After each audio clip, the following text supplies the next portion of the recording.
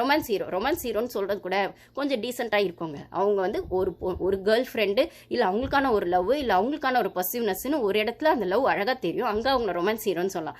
இந்த மாதிரி பொண்ணுங்களை வச்சுமே கேம் ஆடுற இந்த கமருதீனையும் எஃப்ஜேவையும் இவங்களெல்லாம் என்னன்னு சொல்கிறதுனே எனக்கு தெரியல. ஸோ அந்த கேவலம் கெட்ட கேம் ஆடுற எஃப்ஜே வந்து அரோராவை போய் ஹக் பண்ணி சமாதானப்படுத்துகிறோம். அதை தான் நீங்கள் ப்ரொமோவில் பார்த்துருப்பீங்க. அரோரா அப்படியே தள்ள அடிச்சுட்டு அவ்வளோ டென்ஷன் ஆவாங்க. ஏன்னா அந்த அம்மாவோட பீக்கஸ்ட் அதுதானா, அவ்வளோ கோவம் வந்து அப்படி தான் பண்ணுவாங்களாமா. கோவம் வந்து அப்போ வெளில போய் பண்ணு, அப்படி பண்ணுறவங்களுக்கு பேர் என்ன தெரியுமா? அது ஒரு விதமான ஒரு விதமான விஷயந்தான் அது. அது என்ன சொல்கிறது, அந்த அளவுக்கு கோவத்தை கண்ட்ரோல் பண்ண முடியாமல் இல்லை அங்கே ஒன்றுமே நடக்கலை, உங்களை ட்ரிகர் பண்ணிட்டாங்க, உங்களுக்கு அவ்வளோ கோவம் வருது, அந்த அளவுக்கு உங்கள் டாலரன்ஸ் லெவல் இருக்குது. அப்போ இத்தனை வாரமாக பாருக்கு நடந்த விஷயத்துக்குலாம் அந்த பொண்ணு என்னவா பண்ணியிருக்கணும். ஆனால் அந்த பொண்ணு தனியாக அங்கங்கே போய் அழுதுருக்கும், தனியாக புலம்பிருக்கும், கேமரா கிட்ட பேசியிருக்குமே தவிர அவளுக்கான ஸ்டாண்ட் அவளே முட்டி மோதி வெளில வந்திருப்பா. உங்களுக்குலாம் என்னம்மா டாலரன்ஸ் லெவல் இருக்குது? ஒருத்தி நாடானா போடின்னு சொன்ன ரோஷம் வந்துருந்தேன், ஒருத்தி நாடா போன்னு சொன்ன ரோஷம் வந்துருதுன்றா, ஒருத்தி நாடானா வந்துட்டு ஒன்றுமே இல்லை உங்ககிட்ட பேச முடியாதுன்னு சொன்ன ரோஷம் வந்துருதுன்றா. அப்போது என்ன டாலரன்ஸ் லெவல் உங்களுக்குலாம் இருக்குது, என்ன ரெசிஸ்டன்ஸ் லெவல் உங்களுக்குலாம் இருக்குது, நீங்கள்லாம் கேம் ஆட வந்துட்டீங்க அப்படிங்கிற மாதிரி தான் இருக்குது. ஸோ அந்த இடத்துல அரோராவை கட்டி பிடிச்சி சமாதானப்படுத்துறது எஃப்ஜே. அங்கே உட்காந்து ஆதிரைக்கு அரோராவுக்கு சமாதானம் சொன்னது ஆதிரை. எஃப்ஜே அரோரா ஆதிரை நைட்டில் நீங்கள் பார்த்துருப்பீங்க அந்த ஐடி கார்டு விஷயத்தில். அது ஒன்றுமே இல்லை, ட்ராயரை தோண்ட ரகசியம் வரும் போலவே அப்படின்னு சொன்னாங்க. அது என்னன்னா அந்த நெக்லஸை தேடுறதுக்காக நடந்த விஷயங்கள். ஏன்னா அந்த பொண்ணு திருடி வச்சிருக்குங்க நிறைய விஷயத்த. அப்போ அங்கெல்லாம் ரூல்ஸ் மீறலையே நம்மளுக்கு பிக் பாஸை கேட்க தோணுது. ஸோ இது நான் பேசுகிறேன், இது அப்படி பேசினா அப்படிதான் வருது, அந்த கோர்வையில வரும்போது அவங்கவுங்க சம்மந்தப்பட்டது வந்துடுது. ஸோ அந்த இடத்துலையும் அரோரா வந்து பாரு வந்து நீ பேசலனா போ அப்படின்வாங்க. இவங்க அழுதுகிட்டே வெளில வந்துடுவாங்க. அரோரா பாரு அங்கேயே உட்காந்துருப்பாங்கன்னா இங்கேயுமே வந்து நீ பேசலனா போ அப்படின்னு திவ்யாவை சொல்லுவாங்க. அப்போ பேசலாம் போனால் இந்த மாதிரி ரோஷம் வந்து இந்த மாதிரி ரூமில் போய் உட்காந்து அழுகுறாங்க அப்படின்போது ஏன்பா நீங்களே அந்த பொண்ணை நோண்டுறீங்க, அந்த பொண்ணு சரியா நிற்கிது, அப்புறம் அந்த பொண்ணு பேசினா நீங்கள் மட்டும் பேசலாம், அவள் மட்டும் வாய் மூடிட்டு கம்முன்னு இருக்கணுமா? அதுக்கு அவள் வந்திருக்கா, அவள் கேம் ஆட தானே அவளும் வந்திருக்கா. அப்போ உங்களுக்கு வந்தா ரத்தம் அவளுக்கு வந்த தக்காளி சட்னியா? அவள் பேசினா தைரியம் தான் நின்று பேசுங்க, இல்லைன்னா உங்கள் வேலையை பார்த்துட்டு போய் முக்கி உட்காந்து அழுவுங்க, இல்லைன்னா பின்னாடி போய் காசி பேசுங்க, இல்லைன்னா உங்களுக்கு கேம் ஆட வக்கு இருந்தால் கேம் ஆடுங்க, இல்லைன்னா வெளில போங்க.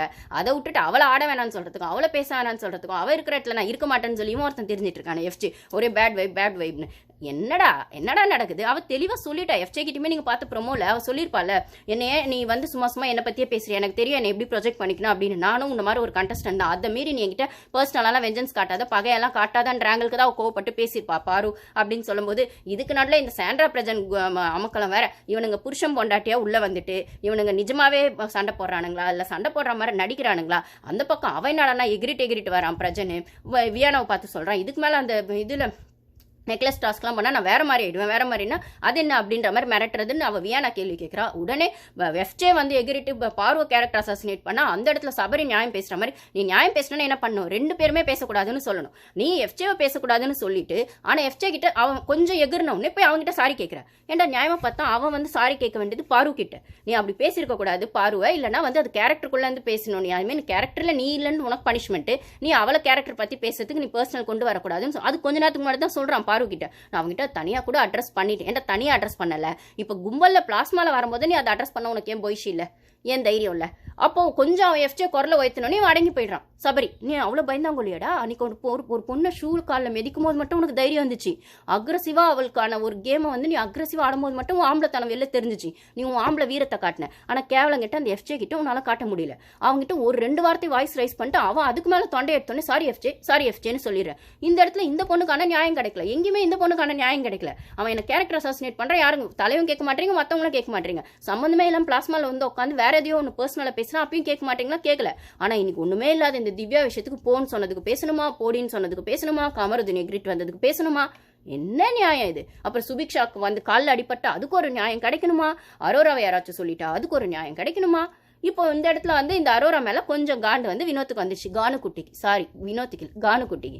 ஏன்னா பாருக்கும் அரோராக்கும் சண்டை வரும்போது அவர் தான் போய் பக்கத்தில் படுத்துக்கிட்டு என்னாச்சு அரோரா என்னாச்சு கொஞ்சம் நீங்கள் ஒரு 4 நாள் வினோத் வந்து அரோரா கூட உட்காந்து பெட்டில் உட்காந்து பேசுறதையோ, நைட்டில் போயிட்டு உட்காந்து பக்கத்தில் படுத்துக்கிட்டு பேசுறதையோ இல்லை கொஞ்சிக்கிட்டு பேசுறதையோ எடுத்து போடுங்களேன். வினோத் போய் ஷேட்டு தெரியும், அவர் பொண்டாட்டியே வீட்டுக்கு போனால் என்ன பண்ணுவாங்கன்னு தெரியணும். என்னது கானுக்குட்டியான்னு அவங்க ஒய்ஃபை கேள்வி கேட்பாங்க அப்படின்ற லட்சத்தில் தான் இருக்குது. அதெல்லாம் நீங்கள் பூசி மழுப்பிடுறீங்க. ஓகேவா? லைவ்லேயே அந்த கேமரா வேற இடத்துக்கு ஃபோக்கஸ் ஆகிடுது. அப்படி லைவில் தப்பி தவறி கேமராவில் அது கண்டென்ட்டாக வந்துருச்சுனால நீங்கள் 1 ஹவரில் அதை கட் பண்ணிடுறீங்க அப்படின்னும் போது இப்போ அந்த வினோத்தே வந்து அரோராவை வந்து இந்த நெக்லஸ் டாஸ்க் விஷயத்துலலாம் வந்து இந்த மாதிரி வந்து இப்போ அந்த பக்கம் சேர்ந்துக்கிட்டு அது நியாயமா இருக்குன்னு அரோரா ஒரு கேம் ஆடுறா. அவள் சிக்கனுக்காக ஆடுறா. ஆமாப்பா, அவள் டொப்பமைன் தான்.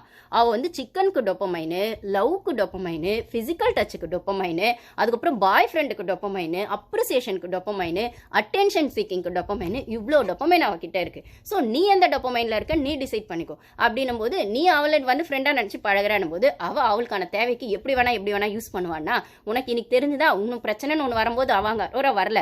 அரோரா பின்னாடி இருந்து உசுப்பேத்தி தான் விட்டா. இந்த கமருதீன் விஷயத்துலையும் கமருதீன்கான விஷயங்களை பின்னாடி இருந்து அவனுக்கு எதிராக திருப்பி விட்றதும் அரோரா தான். அந்த டீம்ல விக்ரம் டீம்லனா இதில் எதுவுமே பாரு பண்ணவே இல்லை. பாரு டைரக்டா அவளுக்கான விஷயங்களை பேசுறா. இல்ல தப்பா இருந்தாலுமே அது முன்னாடியும் பேசுறா, பின்னாடியும் அவ அதை தான் சொல்றா. அப்படின்னும் போது இந்த இடத்துல எந்த விதத்துல பாரு குறைஞ்சிட்டா அரோராவை விடவும் அப்படிங்கிற மாதிரி தான் இருக்கு. இப்போ இதே வினோத் வந்து சிக்கனுக்காக பேசுறா. அவ அந்த சைட்ல சிக்கன் கிடைச்சது. ஏன்னா இப்போ இந்த டீம் வின் பண்ணி அவங்களுக்கு சிக்கன் வந்துருச்சு. அப்போ சிக்கனுக்காக பேசுறா. சிக்கன்னு கேட்டோன்னே தான் உங்களுக்கு ஏமா நீங்கள் கஷ்டப்பட்டு வின் பண்ணாதான் பிக் பாஸ் சிக்கன் கொடுப்பாரா என்ன? நீங்கள் அரோரா கேமரால போய் சொன்னோன்னே சிக்கன் அனுப்பிச்சு விட்டுருவாரு. அப்புறம் இதுக்கு இவ்வளோ கஷ்டப்பட்டு ஆனீங்க அப்படிங்கிற மாதிரி இருக்கு. அதுக்கு மேலே இந்த கேவலம் கெட்ட டாஸ்க்ல இந்த நியாயமாக பார்த்தா நேற்று ஆக்டிவிட்டி ரூமுக்கு போகும்போது அவங்கள ரூமில் லாக் பண்ணிட்டு இவங்க வந்து எடுத்தது ஃபேர் இல்லை. இப்போ இந்த கமருதீன் வினோத் விஷயங்கள்ல அந்த அந்த அந்த செயின் வந்து தனித்தனியாக பிரிஞ்சிடுச்சு அப்படி இப்படின்னு அது வைக்காம இவங்க கையில் வச்சுக்கிட்டே சுற்றிட்டு இருக்காங்க. ஸோ அப்போ ஒரு டாஸ்க் வருது. அப்போ வர டாஸ்க் தான் நீங்கள் இப்போ 1 hourல பார்ப்பீங்க. அந்த பிளாக்ஸ் எல்லாம் இங்கிலீஷ் பிளாக்ஸ், இங்கிலீஷ் வேர்ட்ஸ் எல்லாம் சேர்த்து வச்சு